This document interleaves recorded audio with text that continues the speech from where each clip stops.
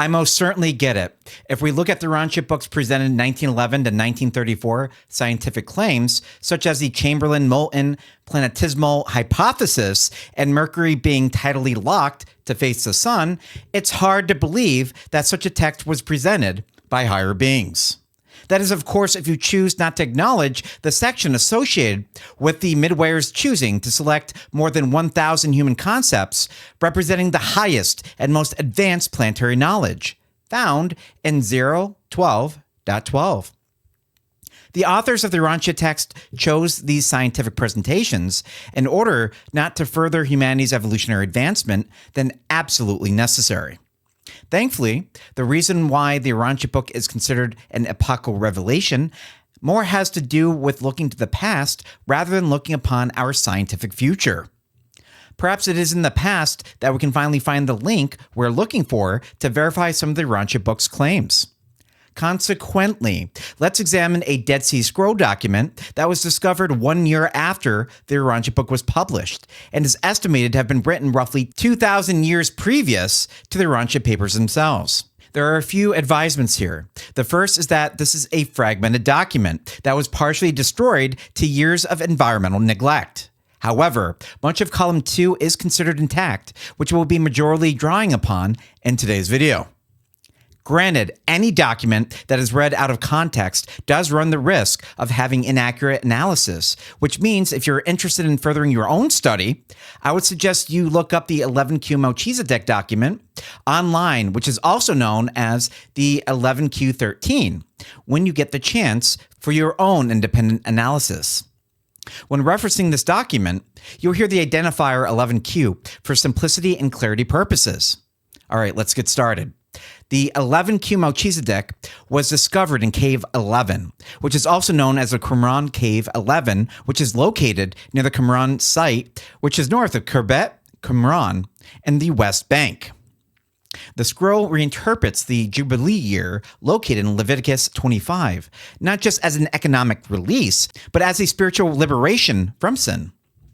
For those of you not following what the Jubilee year is, in Leviticus 25, the year of Jubilee is a special year that occurs every 50th year, following 7 cycles of sabbatical years, which is 7 sets of 7 years. It's a time of social and economic restoration, marked by the return of land to its original owners, the release of indentured servants, and a Sabbath rest for the land. The word Jubilee itself comes from the Hebrew word Yobel, which refers to the ram's horn trumpet blown to announce the year. When it comes to the link between the Uranita Book, we will be focusing on 11Q13's references to the Day of Atonement, suggesting a cosmic event where Melchizedek will atone for the sons of light.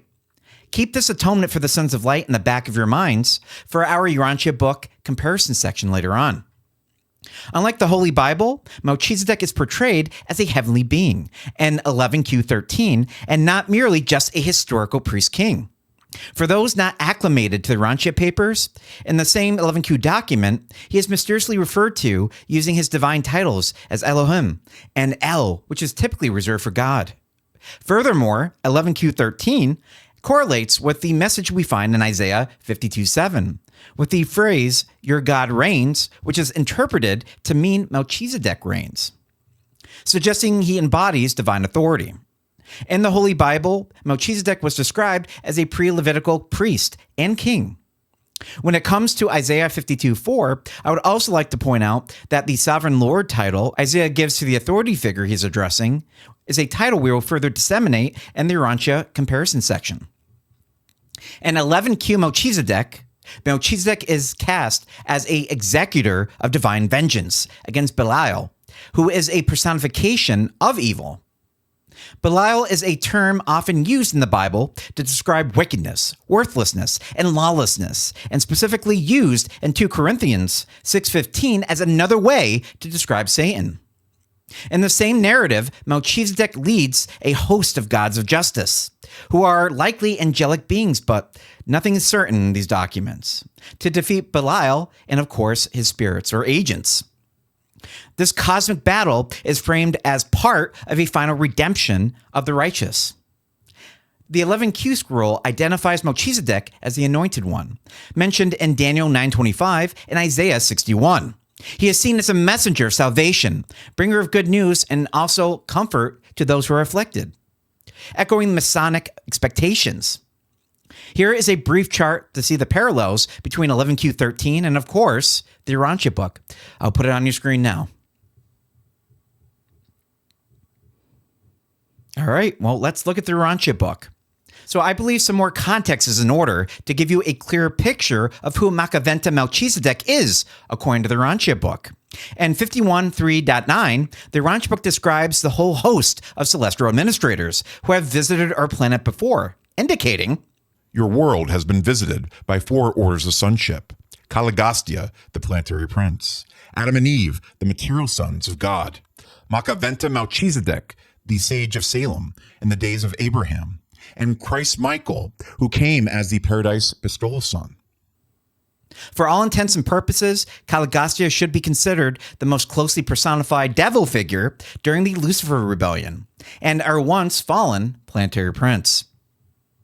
Consequently, we have been visited by small g gods before in the past, which supports Machiventa making the following declaration in 93.2.1, when he stated, I am Melchizedek, priest of El Elyon, the Most High, the one and only God. The statement was in response to proclaiming his mission to the simple shepherd, Amdon, likely attempting to simplify the very diverse polytheistic influences of that time. Consequently, this bridge is far easier for those who already believe the sonship with God equivocates to being a form of God themselves, much like Jesus Christ is often portrayed as. We find in 35.1.1 that the Melchizedek Celestial Order was created by an association of Father Melchizedek, our Creator's Son Christ Michael, and the Universe Mother Spirit, meaning that the Melchizedek Order is most certainly one of divinity ancestry and most clearly obtains the small g God designation. We learn in 11Q2.14 that all the gods of justice are in his assistance, and he is the one who all the sons of God. So we're missing that blank section, right? But again, you can interpret a lot from that line.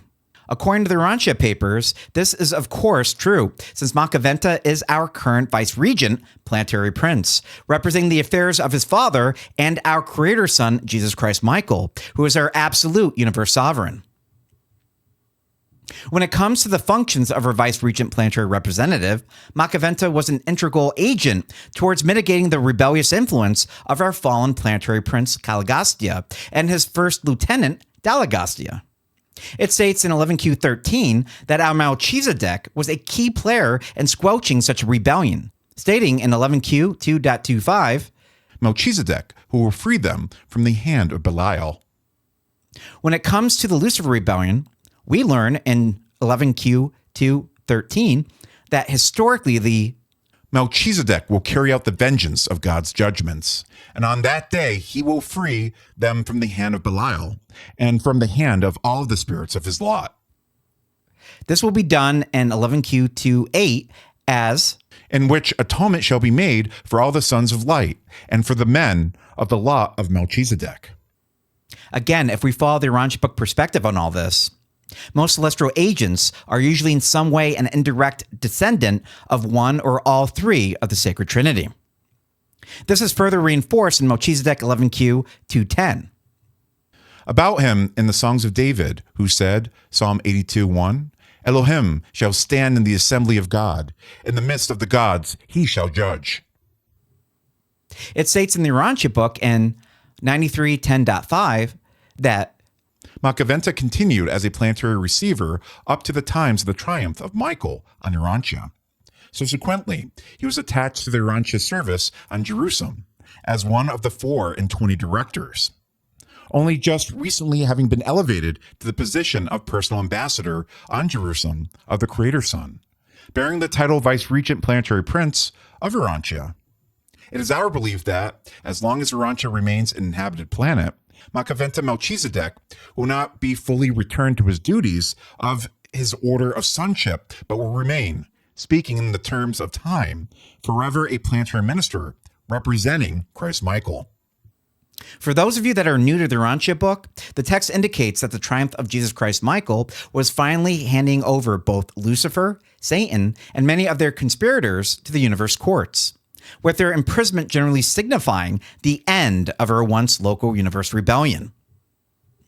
Despite the rebellion itself considered as being squelched in this text, we learn in 114.1.3, there is little likelihood that any marked change will be made in the government of Urantia during the present dispensation, unless the vice-regent planetary prince should arrive to assume his titular responsibilities.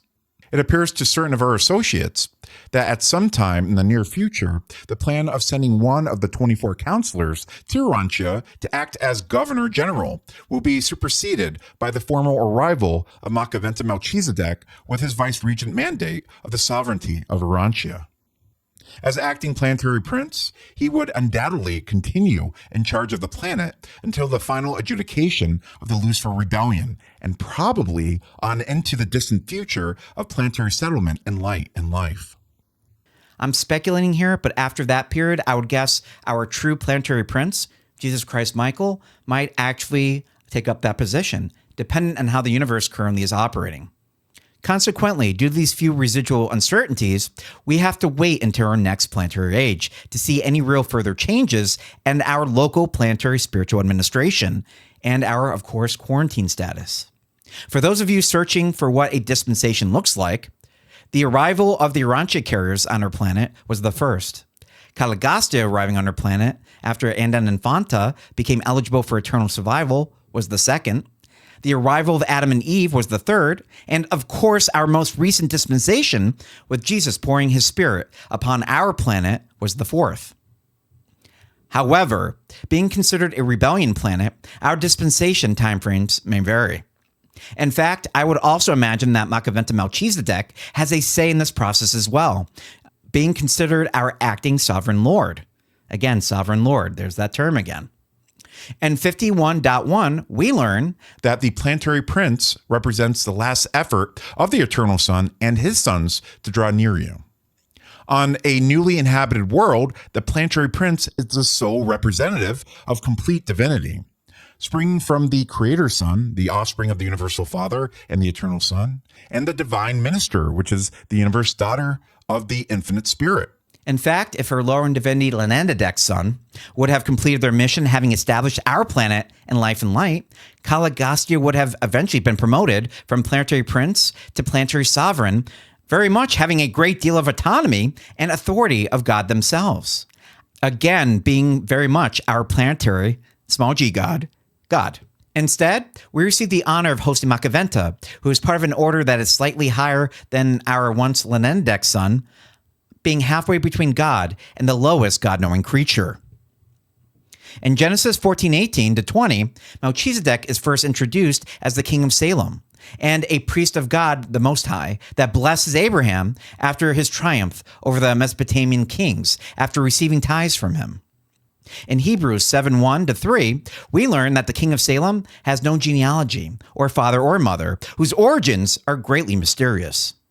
In 11Q13, we learn that Melchizedek is both a divine administrator and has control of God's armies in 11Q29, when it states, It is the time for the year of grace of Melchizedek and of his armies, the nation of the holy ones of God, of the administration of justice, as is written. In the Urantia book, all of these presumed facts are inherently true, given Machiventa's title.